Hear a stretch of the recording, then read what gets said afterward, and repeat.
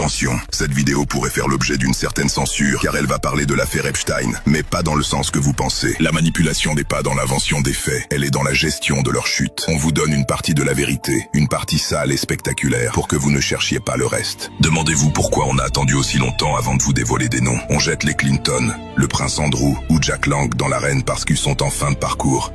Parce que leur utilité pour le système est épuisée. En sacrifiant ces pions et d'autres, on sauve la structure. On sature votre espace mental avec 3 millions de pages pour que vous ne remarquiez pas les 10 millions qui restent sous scellés. Ce n'est pas une manipulation par le mensonge, c'est une manipulation par le timing. Pourquoi ces révélations sortent-elles maintenant, en ce début d'année 2026? Parce que le système a besoin d'une purge pour se légitimer à nouveau. En France, le dossier Jack Lang ressort parce que l'omerta parisienne n'est plus tenable face à la pression numérique internationale. Le système français ne lâche rien par honnêteté.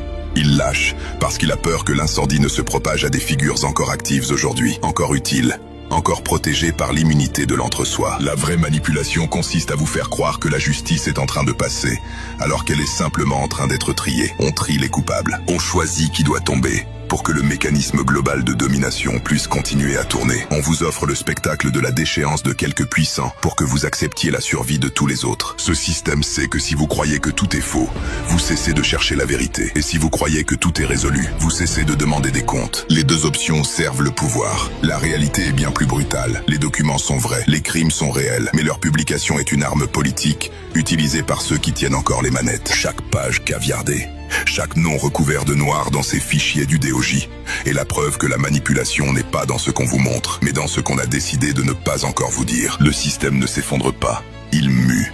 Il change de peau en abandonnant les morceaux les plus pourris pour paraître propre aux yeux de la foule. En France, le silence des grands médias sur les détails précis de l'implication des élites nationales n'est pas un oubli.